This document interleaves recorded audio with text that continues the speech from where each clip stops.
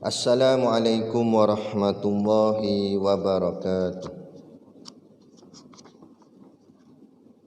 Ila hadrati sayyidina wa habibina wa syafi'ina Muhammadin sallallahu alaihi wasallam wa ila arwahi abaihi wa ikhwanihi minal anbiya'i wal mursalin salawatullahi wa salamuhu alaihi wa alaihim ajma'in wa ala ali kulli was sahabati wal qarabati wa tabi'in wa tabi'it tabi'in bi ihsanin ila yaumiddin wa ila arwahi walidina wa muallimina wa zawil huquqi alaina ajma'in wa khususan ila hadrati Syekh Abdul Samad Al-Palimbani bisiril Fatihah. A'udzu billahi minasyaitonir rajim. Bismillahirrahmanirrahim. Alhamdulillahi rabbil alamin. Arrahmanir rahim. Maliki yaumiddin. Iyyaka na'budu wa iyyaka nasta'in. Ihdinas siratal mustaqim. Siratal ladzina an'amta 'alaihim ghairil maghdubi 'alaihim waladdallin. Bismillah.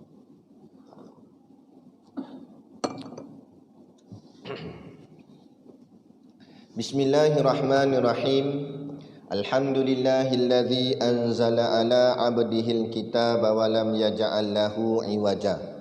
Asyhadu an la ilaha illallah wahdahu la syarikalah. Lahul mulku wa lahul hamdu yuhyi wa yumit wa huwa ala kulli syai'in qadir. Wa asyhadu anna sayyidana Muhammadan abduhu wa rasuluh. Allahumma salli wa sallim wa barik ala sayyidina Muhammad wa ala alihi wa sahbihi wa man tabi'ahu wa nasarahu wa walah.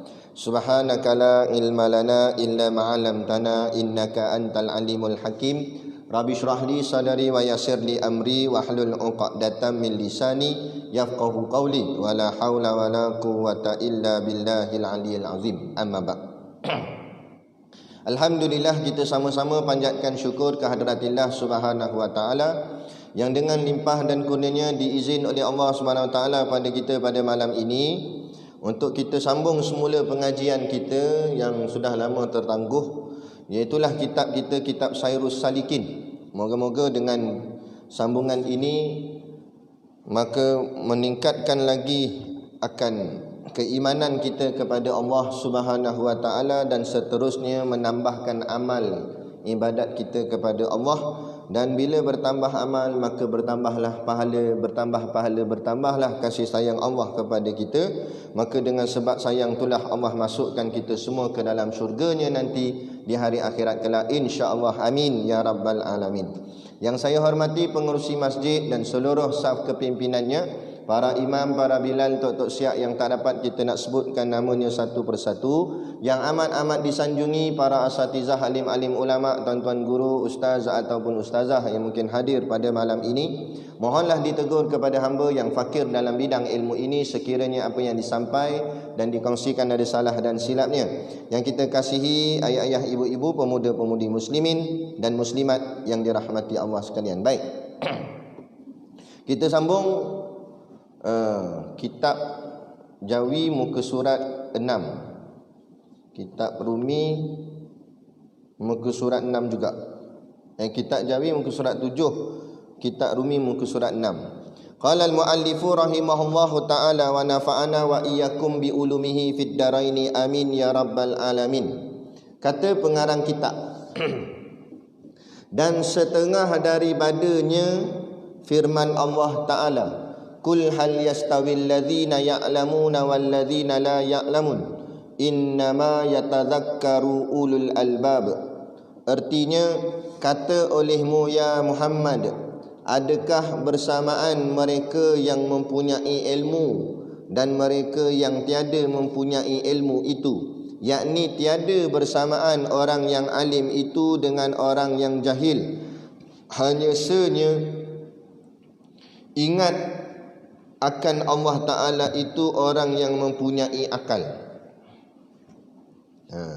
Dan setengah daripadanya itu firman Allah Ta'ala. Baik, jadi ini kita sambung pada bab fi bayani fadlil ilmi wa fihi fusul, iaitu pada bab yang menyatakan tentang kelebihan ilmu, dan di dalam mukadimah ini beberapa fasal. Jadi ini tajuk kita ataupun bab pengajian kita, iaitu tentang kelebihan menuntut ilmu. Ilmu yang dimaksudkan di sini ialah ilmu agama.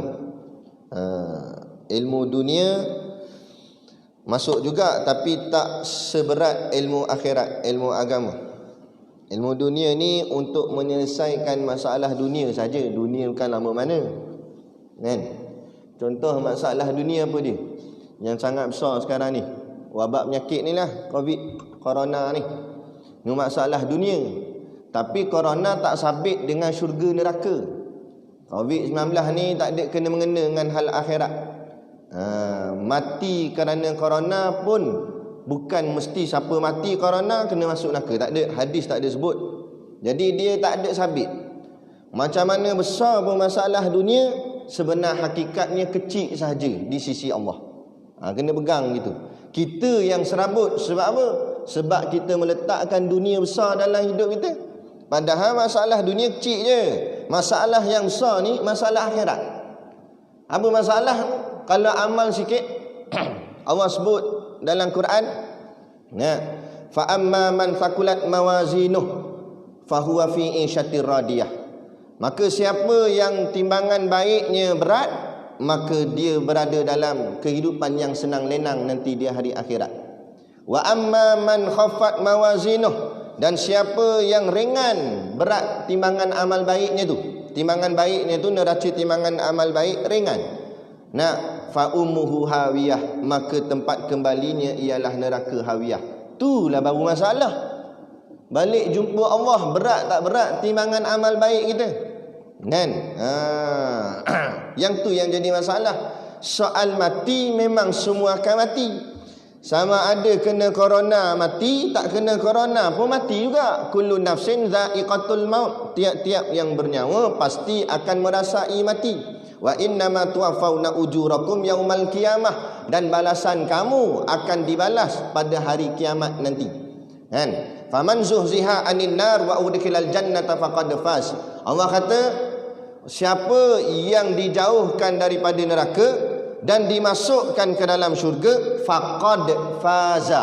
Faqad ni taukid, maknanya sungguh-sungguh. Faza artinya berjaya. Maka orang inilah yang sebenar-benarnya orang yang berjaya.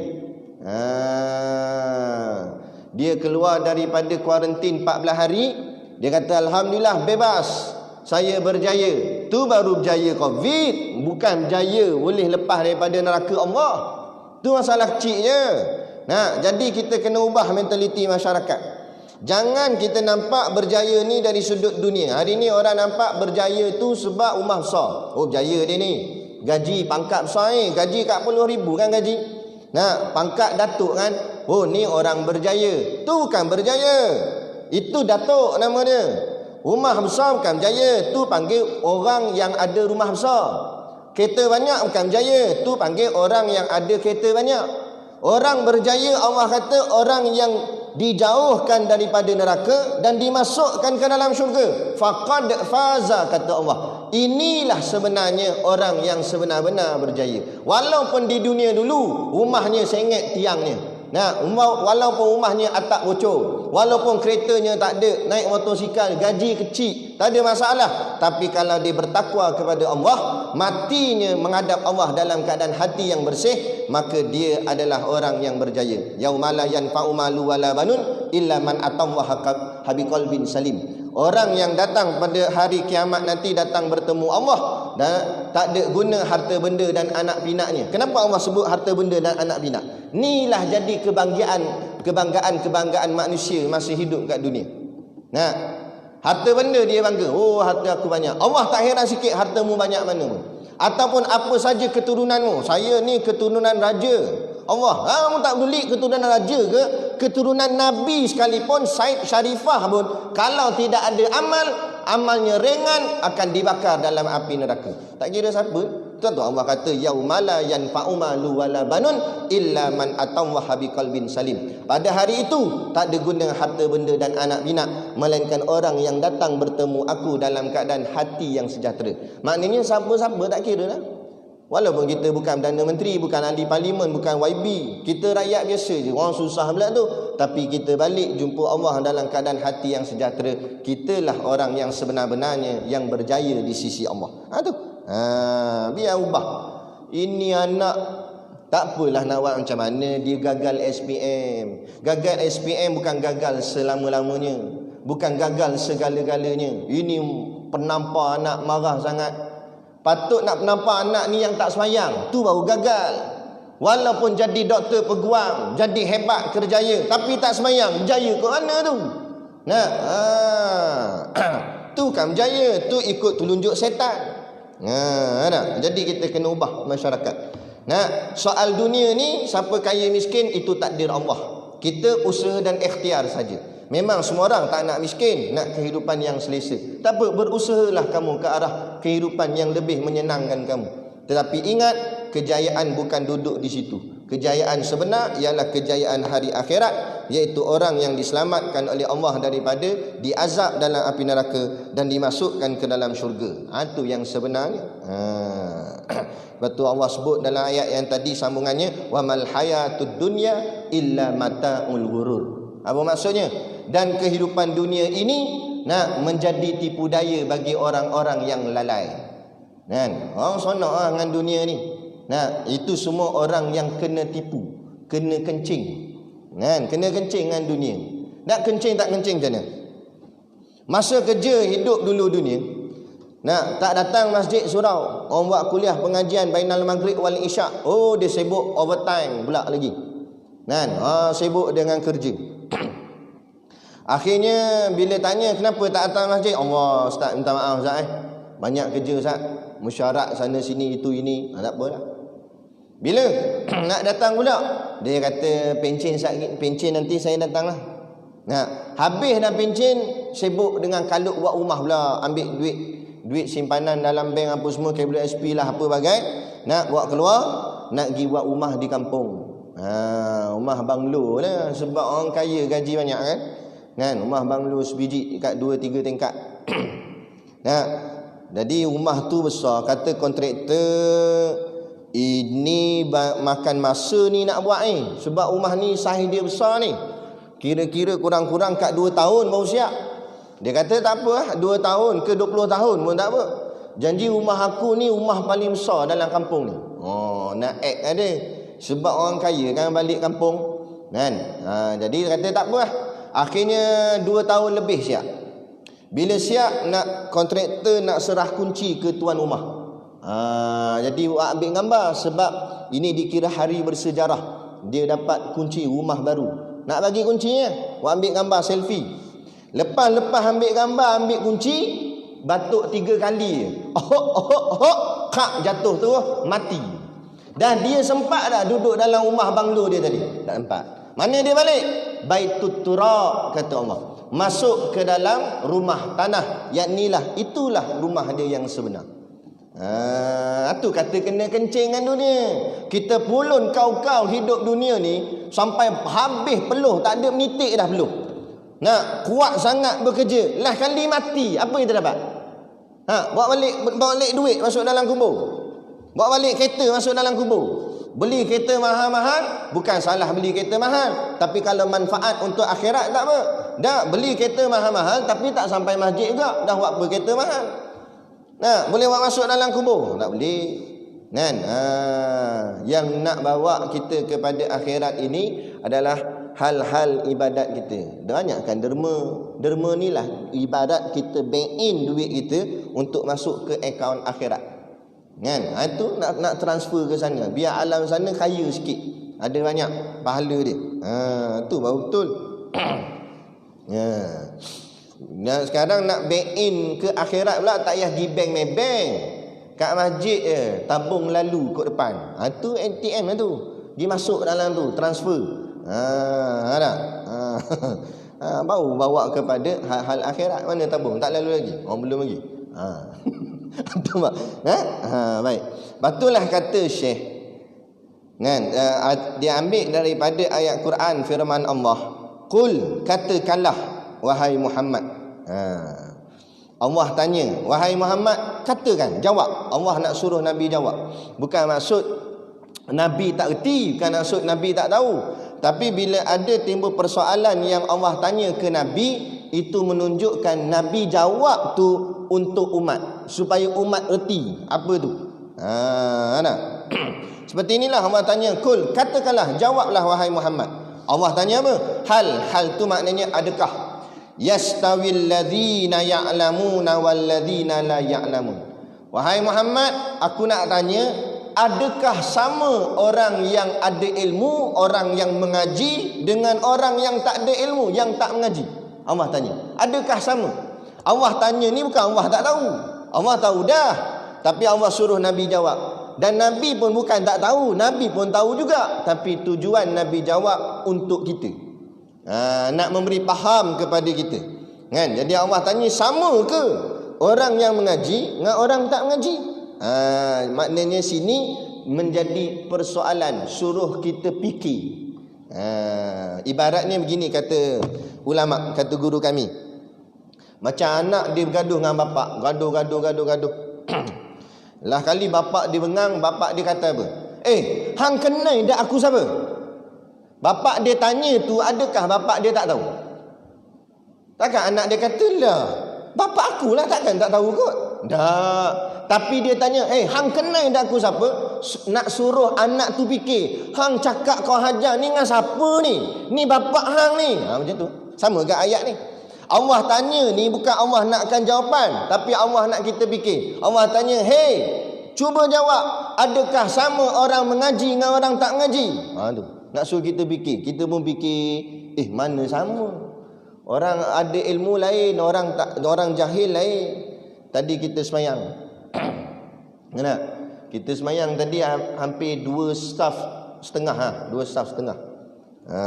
Kan? Tak apa, masjid besar 2 staff setengah. Tu sebab jarak 1 meter. Kalau jarak 5 meter macam, nampak mungkin sampai setengah masjid dia punya saf.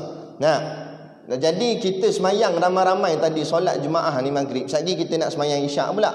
Dalam ramai-ramai semayang tadi, persoalan ni, pahala kita semua ni sama ke tidak semayang tadi? Daripada tu imam sampailah makmum yang paling belakang, sama tak pahala dia? Tak sama. Kenapa tak sama? Sebab tadi Allah kata dalam ayat ni, adakah sama orang yang ada ilmu dengan orang tak ada ilmu? Tadi semua semayang, tapi sama ke setiap yang semayang tu ilmu dia? Tak sama. Ada orang semayang penuh kefahaman dalam segala ibadat dia. Daripada takbir sampai salam, dia tahu mana wajib, mana sunat, mana rukun. Dia tahu apa yang dia baca, dan kemudian apa yang dia baca, dia faham makna dia. Itu tinggi darjat pahala dia. Ada orang setengahnya, dia tak tahu mana wajib, mana sunat, dia bantai semua wajib. Dia tak erti. Maka setengah juga ganjarannya. Ada orang tak erti langsung. Semayang ni sebab ikut orang. Tengok orang rukuk, dia pun rukuk. Ikut saja, lagi tak ada apa-apa. Kan? Dia hanya menyelesaikan perintah Allah saja, tapi dari segi pahala ilmiah dia daripada hal ibadat tu tak ada. Batu rugi orang yang beramal tanpa ilmu. Orang yang beramal tanpa ilmu ni dikhawatiri, kata ulama, ilmunya amalnya tidak sah. Kerana hadis Nabi kata al-ilmu imamul amal wal amalu tabi'uhu. Ilmu itu imam kepada amal dan amal tu makmum dia. Maksudnya siapa ikut siapa? Ilmu tu imam, amal tu makmum. Makmum ikut imam, maknanya amal mesti ikut ilmu. Tiba-tiba imam tak ada, ilmu tak ada, amal nak ikut siapa? Makmum ni nak ikut siapa? Tak ada.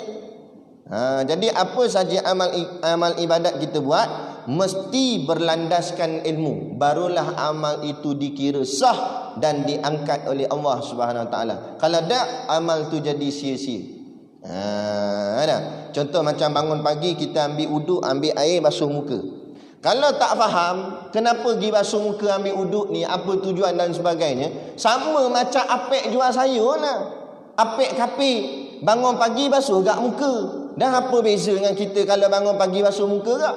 Nah, jadi biar faham tujuan basuh muka tu kerana apa, di mana syarat sah dia apa sebagainya, kena mengaji ilmu fiqh dan sebagainya. Kan? Ni dak ngaji kan. Setara kafir lah.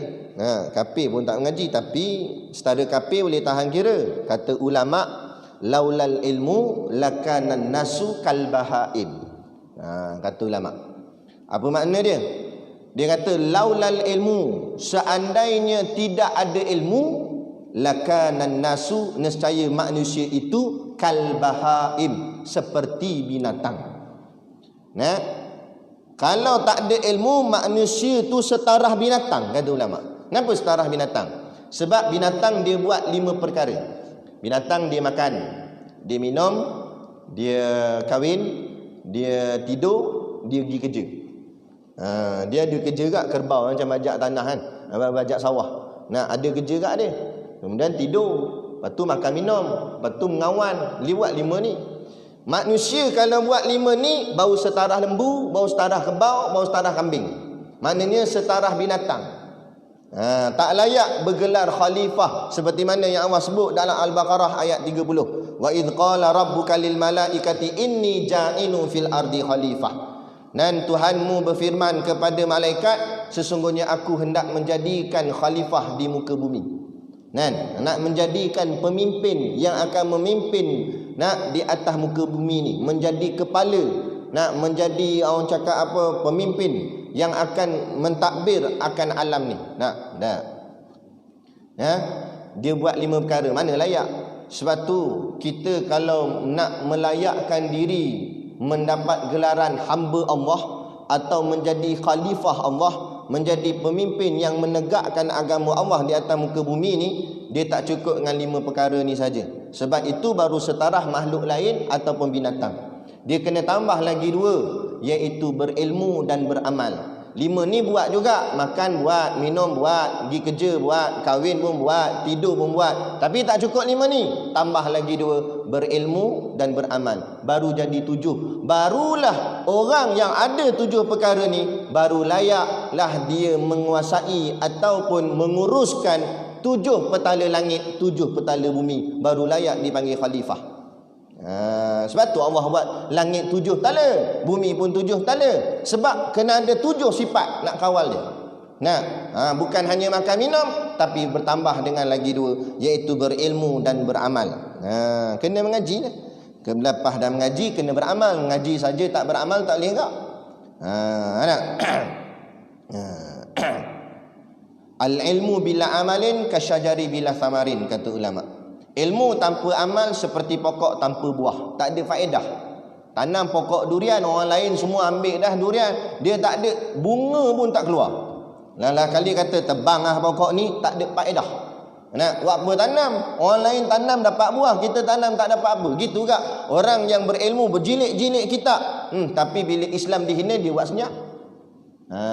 Dalam kitab ni juga, semalam saya baca kitab ni di bermasjid Jami' Al-Ihsan Seri Manjung, tapi dia dah ke depan sikit.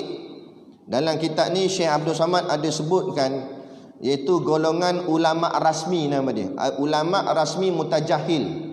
Syekh Abdul Samad menamakan golongan ulama rasmi mutajahil. Apa maksud dia? Ulama yang buat-buat tak tahu, dia kata. Dia tahu hukum ni salah, hukum ni tak boleh, tapi sebabkan nak jaga dia punya pangkat jawatan, dia buat-buat tak tahu. Kita merdeka berapa tahun dah? Ni sambutan yang kali ni 63 tahun. Takkan tak ada seorang pun daripada alim ulama dalam negara yang berkhidmat dengan kerajaan tahu bahawa hukum hudud ialah hukum Allah. Kenapa tak ada masih lagi nak tekan tekan kepada kerajaan untuk melaksanakan dan sebagainya. Kan? Daripada dulu lagi. Kalau baru 5 tahun, 10 tahun boleh tahan kira. Ni dah 63 tahun. Kan? Mana pergi? Kerana menyelamatkan pangkat, jawatan, subsidi dan sebagainya. Akhirnya kata Syekh Abdul Samad, mereka ini tergolong dalam ulama rasmi mutajahil. Apa maksud ulama rasmi? Ulama yang mengejar keuntungan dunia sebab nak jawatan pangkat. Dan mutajahil, mereka buat-buat macam bodoh, macam tak erti, macam tak tahu. Padahal mereka tahu ayat Quran dalam kepala, hadis dalam kepala.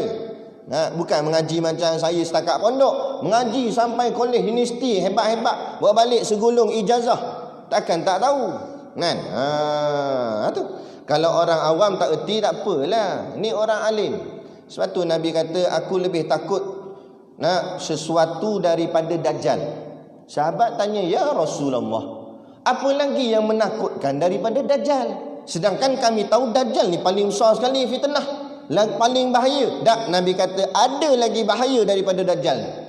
Sahabat tanya, apa dia ya Rasulullah? Maka jawab Nabi, itulah ulama ulama yang jahat, ulama yang mencintai dunia. Mereka lebih bahaya daripada Dajjal. Sebab apa? Sebab Dajjal kita tahu sangat dia ni perangai jahat apa semua. InsyaAllah kita orang masjid, orang soleh, orang yang jaga ibadat akan kenal ni Dajjal, jangan ikut. Tapi kalau ulama yang jahat, ulama yang mendiamkan kemungkaran, ulama yang membenarkan perkara yang diharamkan Allah, macam mana kita nak kenal? Sebab dia ulama, kita pun sangka betul dia ni. Kita kata, takkan nak lawan ulama, dia ni ulama ni. Akhirnya kita dengan kita terpedaya, tertipu dengan dakwah dia yang nak menyelamatkan jawatan dan pangkat dia semata-mata. Ini lagi bahaya kata Nabi. Sebab dialah yang akan merosakkan agama daripada dalam. Lepas tu kita kena jujur dalam bab agama. Takut apa? Orang tak panggil masjid, lantak pi. Orang nak tarik tauliah, tarik pi. Nabi dan para sahabat tak ada pun berjuang kerana tauliah, berjuang kerana nak masjid surau, berjuang untuk menyampaikan Islam. Tika mana keadaan saat ketika pun, tak dalam masjid, berjuang di luar masjid, tak kira mana pun, asalkan tujuan niat ikhlas nak menegakkan hukum hakam Allah. Ini takutkan itu, takutkan inilah kali diam, tak kata apa. Macam ada satu kisah ni, mana-mana masjid surau saya bawa kisah ni, sebab kisah ni memberi impak dan kefahaman yang sangat mendalam pada saya lah. Ada satu orang ulama, dia dilantik oleh sultan menjadi penasihat agama di raja, di sebuah kerajaan. Dia dilantik lah sebab dia orang alim, jadi penasihat agama. Dan dia diberilah, orang cakap apa, kehebatan-kehebatan duniawi, pangkat, gaji yang tinggi, nak dapat rumah, dapat kenderaan, siap apa semua lengkap. Jadi penasihat raja, takkan lekeh-lekeh, dapat semua kehebatan-kehebatan. Akhirnya satu hari sultan memanggil dia, wahai ulama, mari ke sini. Ulama ni pun datang. Kata sultan, tolong jawab 3 soalan daripadaku, iaitu aku nak tahu yang pertama apa itu dunia, yang kedua apa itu akhirat, dan yang ketiga apa itu iman. 3 soalannya, bukan banyak, bukan sampai 30. 3 soalannya. Aku nak tahu apa tu dunia, apa tu akhirat, dan apa tu iman. Tetapi dengan syarat, aku nak jawapan tu pendek sahaja. Tak nak panjang lebar syarah dia. Jawapan mesti pendek. Dan jawapan yang pendek tu pula aku faham, kata sultan. Yang ni yang payah. Kalau jawab dan faham, ghalibnya nak bagi faham, mana boleh jawab pendek. Kebiasaannya nak bagi faham kena syarah yang panjang. Tapi masalah sekarang, sultan kata dia tak nak jawapan panjang-panjang, dia nak jawapan pendek je, dan dia nak dia faham. Allah, payah. Akhirnya pening ulama ni. Lah kali tak boleh nak jawab, sultan panggil dia. Dah sehari dah aku tunggu jawapan daripadamu, tak ada jawapan. Ginilah, aku bagi tempoh seminggu, 7 hari. Kalau lepas minggu ni kamu tak jawab juga soalan ni, maka segala yang kerajaan bagi kat kamu akan aku rampas mula.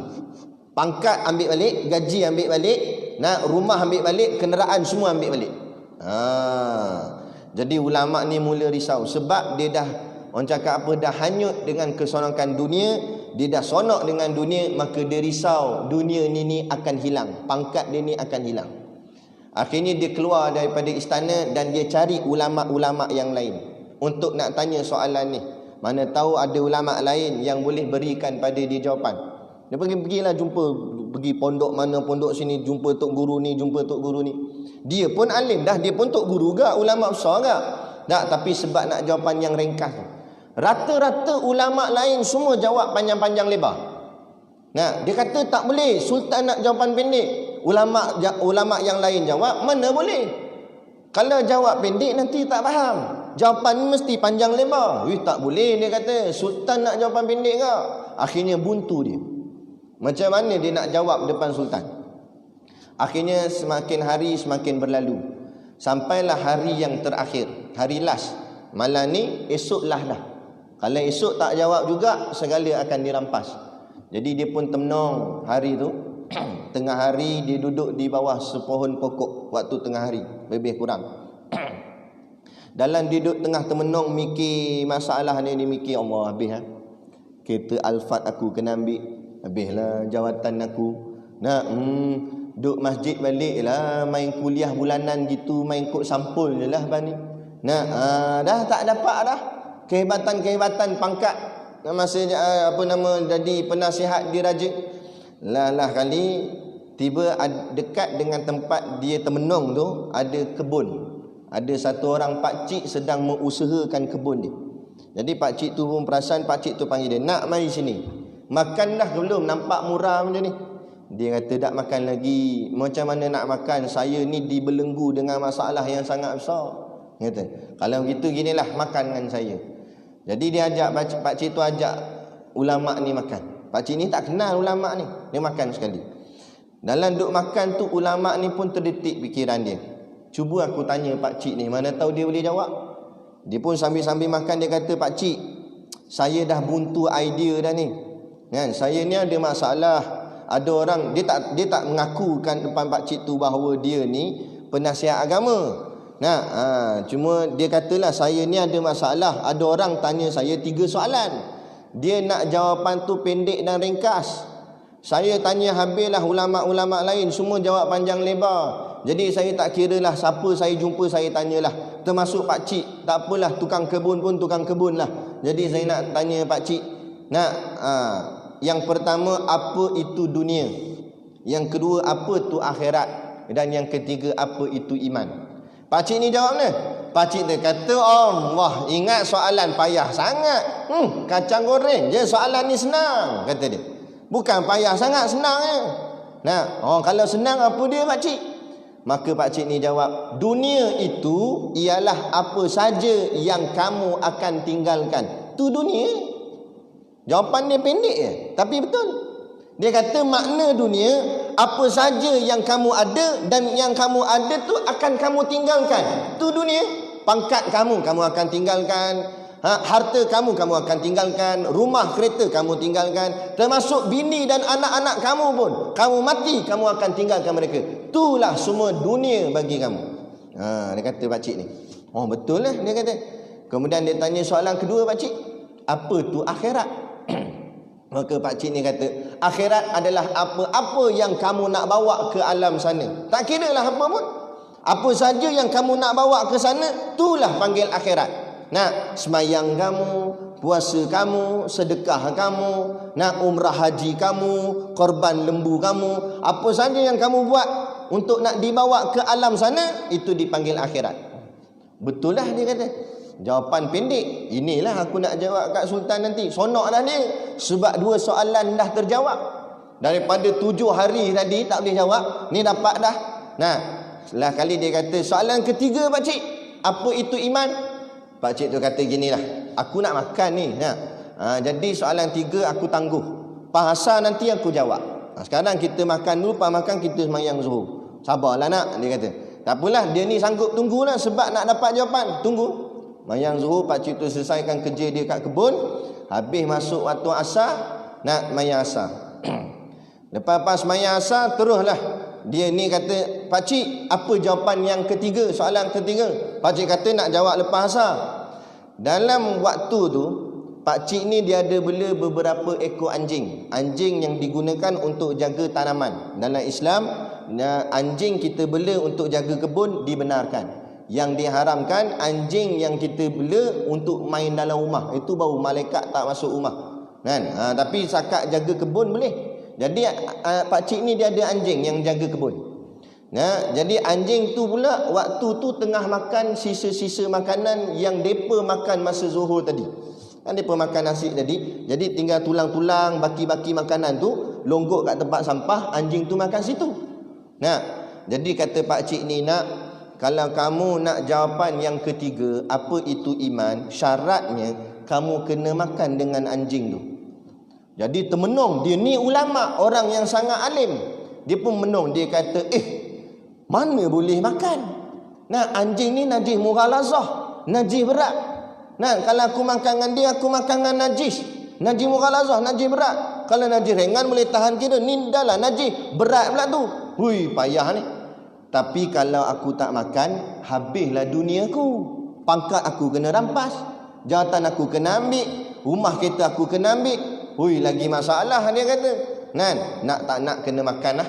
Dia pun berlari kat tempat anjing tu untuk makan dengan anjing. Belum sempat dia kekah tulang dekat anjing tu, datang pak cik ni tarik kolor dia ke atas.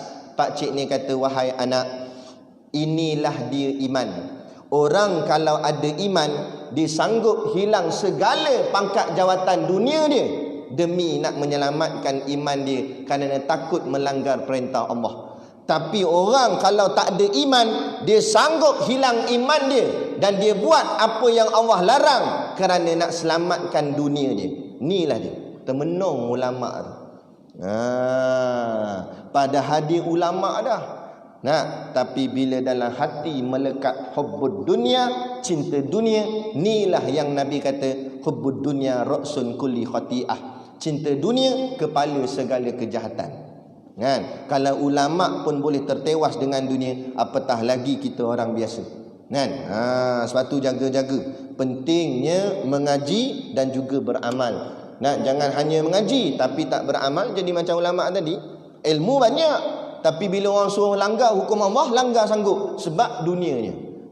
Jadi kita nak mengaji, berilmu, dan kita amalkan, dan kita membelakangkan dunia dan mendepankan akhirat.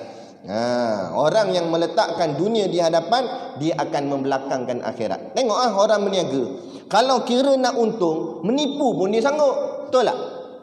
Jual ikan, dia boh dalam pinggan, dan atas pinggan tu dia terlangkup piring kecil, lepas tu boh ikan. Sekali orang tengok menimbun ikan, orang akan kata, banyaknya ikan dia, harga murah, ikan banyak. Boh dalam plastik, berapa keping dia dapat? Nampak? Menipu. Jual tembikai, boh dalam plastik merah supaya nampak merahnya tembikai dia. Sekali bawa balik rumah, tengok tawak, warna pun pudar. Bohong. Nampak? Dia kata ni bukan bohong ustaz, ini strategi perniagaan. Bohong lah tu. Nabi pun berniaga. Allah nak tunjuk, supaya kita orang Islam nak berniaga, ada kita punya contoh ikutan, uswatun hasanah. Tengok Nabi berniaga. Bila kainnya koyak, Nabi kata, ini harga dia kami kurangkan sikit sebab kainnya koyak. Jujurlah kata koyak. Ini bila kain koyak, dia lipat supaya tak nampak koyak dia. Bohong, menipu orang. Sebab apa menipu? Sebab nak kejar dunia, nak untung yang banyak. Hari ni tengok orang berniaga, jual nasi lemak mahal kat RM2. Telur potong 8 telur. Nampak? RM2. Kacang ada 3 butir, ikan bilis 2 ekor.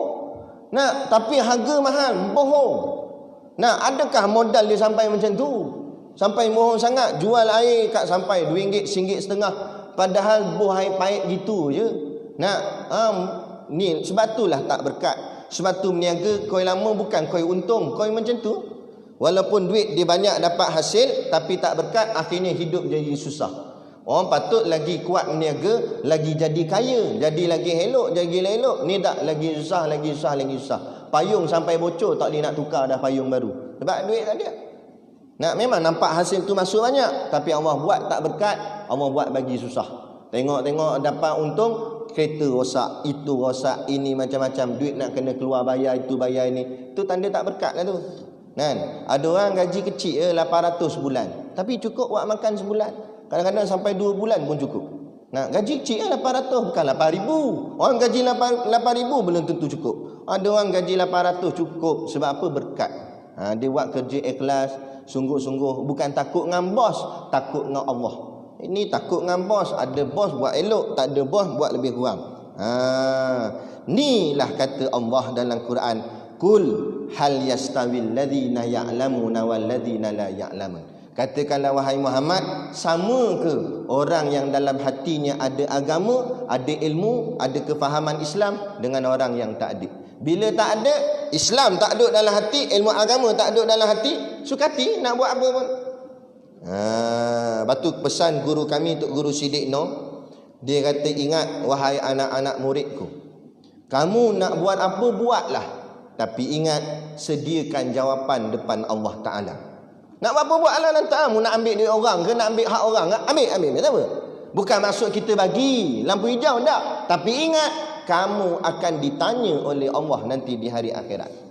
Jawablah, kan?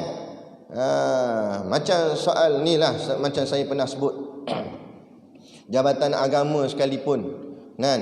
Ustaz-ustaz yang memanglah kalau nak cari ustaz semua ada tauliah payah juga. Mana? Dalam tauliah ni pula lain negeri lain tauliah. Kita ambil Perak, jap pergi Selangor pula masalah tak ada. JPJ ambil lesen kat Perak boleh pakai pula semua negeri. Kan? Jadi masalah juga tu. Nah, jadi berlebih kurang sudahlah, sebab ini orang yang nak mendidik masyarakat pada agama.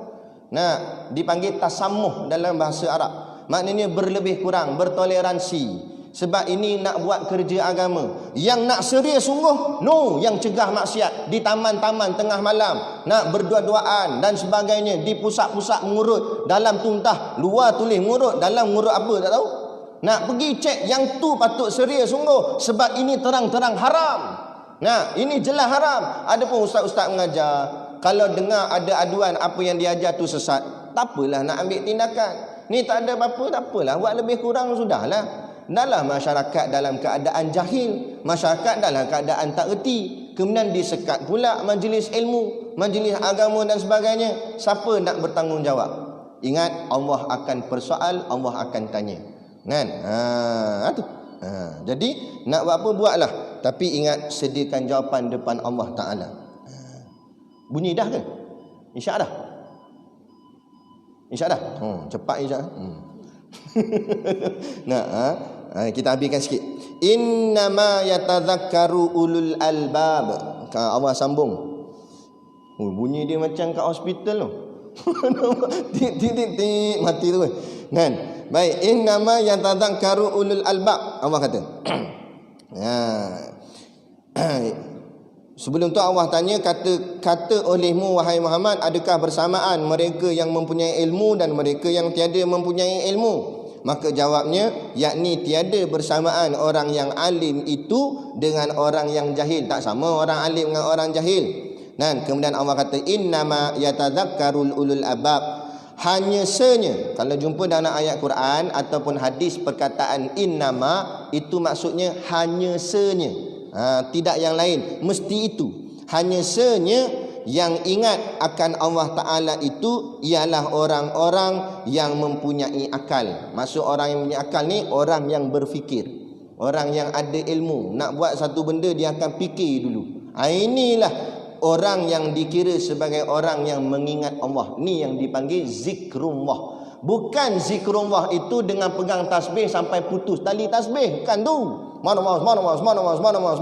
keluar buat gak maksiat tikam nombor ekor. Bukan tu dipanggil zikrullah. Zikrullah itu mulut sebut nama Allah, perbuatan taat perintah Allah, hati ingat pada Allah, barulah namanya zikrullah. Sebab tu zikir itu terbahagi kepada 3 kata ulama. Yang itu yang pertama, zikir qauli, zikir mulut, zikir lisan. Yang kedua, zikir fi'li, zikir perbuatan. Yang ketiga, zikir qalbi, zikir hati. Untuk mencapai kepada zikir hati, kata ulama, 2. Yang pertama, kena kita buat dengan mujahadah dan istiqamah, bersungguh-sungguh dan berterusan. Pertama sekali, mulut kita kena lazim sebut nama Allah. Bukan hanya selepas mayang, malah dalam segala kehidupan kita.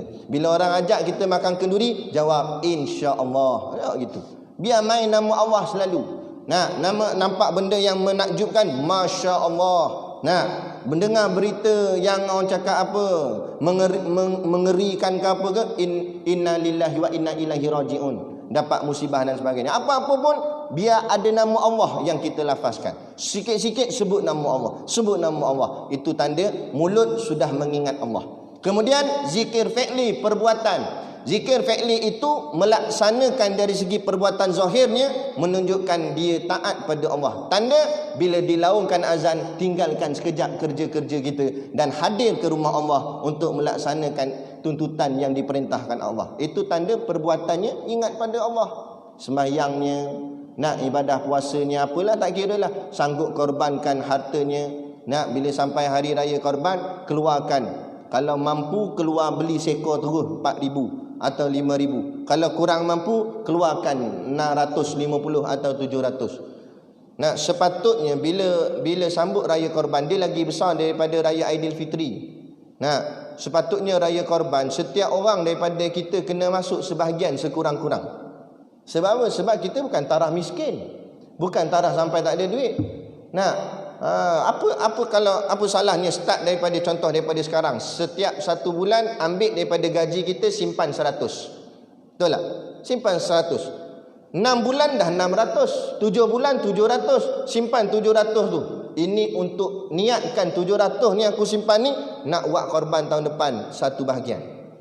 Bayangkan kalau semua umat Islam buat begini, banyak daging pula kita bagi-bagi kepada fakir miskin, orang susah, semua dapat merasa nikmat dia. Nah, akhirnya orang kafir pun jeling tengok, amboi sedapnya. Nah, akhirnya orang kafir boleh tertarik kepada Islam. Tengoknya macam mana Islam berkongsi dalam soal rezeki. Barulah jadi menarik. Ni dak satu masjid 2-3 ekor, itu pun berebut, yang tukang rebut itulah yang tak masuk tu. Dia paling dulu. Nampak? Cop kepala lah, cop ekor lah. Ambil ekor lembu, libah dia patutnya. Nah, masuk tak nak, tapi nak ambil ekor, bukan main. Nah, dia kata, patut kumpul. Bukan banyak mana gaji kita 2,000, 3,000, betul tak? Nah, belah asingkan 100 tak luar lah. Taklah sampai jadi muflis. 100 je. Sebulan 100, 7 bulan dah 700. Tu. Nah, itu perbuatan tanda orang ingat pada Allah. Dapat gaji, ingat Allah. Nak buat korban lah untuk Allah, kepada Allah. Itu tanda orang ingat Allah. Rezeki dia ingat Allah. Semua dia ingat Allah. Kemudian akhir sekali, kalau dua ni berjalan istiqamah, kata ulama, mulutnya sentiasa sebut nama Allah, perbuatannya sentiasa menjuruh kepada ingat kepada Allah, perintah Allah, taat pada Allah, last sekali Allah sendiri akan menganugerahkan di dalam hatinya zikir qalbi. Hatinya akan sentiasa ingat kepada Allah. Tak lari dah. Bila hati ingat pada Allah, payah nak buat maksiat. Yang jadi kita terdedah dengan perkara maksiat sebab hati kita belum lagi ingat kepada Allah. Nah, untuk selamatkan diri daripada buat maksiat, buat dua ni dulu, insya-Allah Allah anugerahkan pada dalam hati kita zikrullah ataupun zikir qalbi. Hati kita akan sentiasa ingat pada Allah. Bila hati ingat pada Allah, bila tiga-tiga ni berjalan serentak, mulut sebut nama Allah, perbuatan taat perintah Allah, hati ingat pada Allah, maka orang ni dipanggil ahlu zikri, ahli zikir. Ini yang sebenarnya ahli zikir. Bukan ahli zikir tu pegang tasbih tak lepas. Nah, tapi ahli zikir ni tiap saat dia ingat pada Allah. Inilah seperti mana yang Allah sebut, innama yattadzakkaru ulul albab. Hanya senya orang yang ingat kepada Allah ialah orang yang menggunakan akalnya, setiap perbuatannya dia fikir akan Allah Ta'ala. Nak buat apa? Ingat Allah dulu. Nak beli rumah, cari nak beli rumah, dia tak fikir pasal untung rumah tu murah ke mahal. Dia fikir rumah ni dekat tak dengan rumah Allah, mudahkan aku nak buat ibadat, mudah aku nak pergi masjid. Tapi tak, mentaliti kita banyak mentaliti dunia. Kita bila nak beli rumah, kita fikir apa? Rumah ni dekat dengan bandar, dekat dengan pekan, senang nak beli barang. Barang tak habis-habis. Nampak? Barang ni jauh 10 km pun kita sanggup pergi, betul tak? Kalau dengar ada jualan murah, diskaun 80% di Ipoh, pergi tak Ipoh? Tak payah kata Ipoh, Johor Bahru sanggup turun. Bab dunia kita sanggup pergi, tapi akhirat, masjid Allah dekat je dengan rumah, bukan jauh mana. 4 kilo kadang, 4 kilo tu pun kira tak adalah jauh sangat. Kadang-kadang lagi dekat 4 langkah je daripada rumahnya sampai masjid, tapi tak boleh datang. Jadi kita nak buat apa pun biar ingat pada Allah. Nak beli rumah ingat Allah, nak kerja ingat Allah, nak kerja pilih kerja yang fikir ada tak masa aku untuk ibadat. Ni kalau kerja sampai langsung tak ada masa untuk ibadat, maknanya kerja tu sui.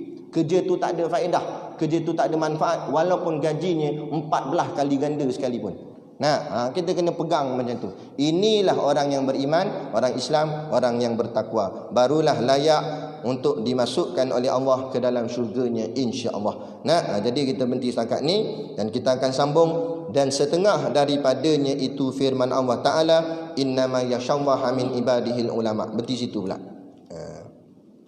Jadi macam biasalah, kuliah kita ada jualan produk untuk sekolah pondok dan juga tahfiz Tuan Guru Siddiq Noor di Batu Hampar Berwas. Jadi pakat-pakatlah tuan-tuan, habis daripada solat ni nanti kita tengok kat luar sana tu, niatlah membeli sambil menderma untuk membantu perjuangan sekolah Ustaz Siddiq ni.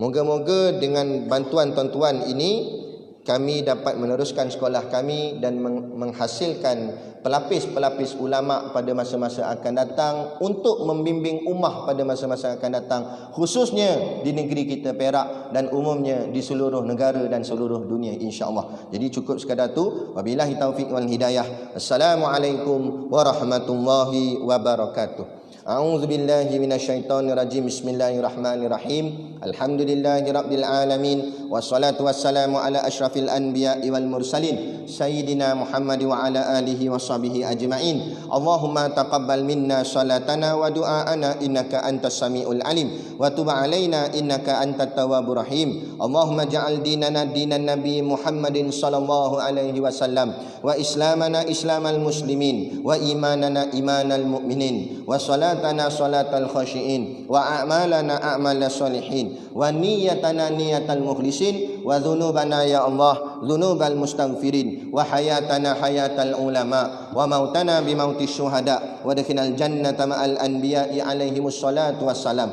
Rabbana atina fid dunya hasanah wa fil akhirati hasanah wa qina adzaban nar wa qina adzaban nar wa qina adzaban nar. Wa sallallahu ala khairi khalqihi sayyidina Muhammad wa ala alihi washabihi wasallam. Subhana rabbika rabbil izzati amma yasifun. Salamun alal mursalin walhamdulillahi rabbil alamin. Amin ya rabbal alamin. Taqabbalallahu minna wa minkum. Takbir.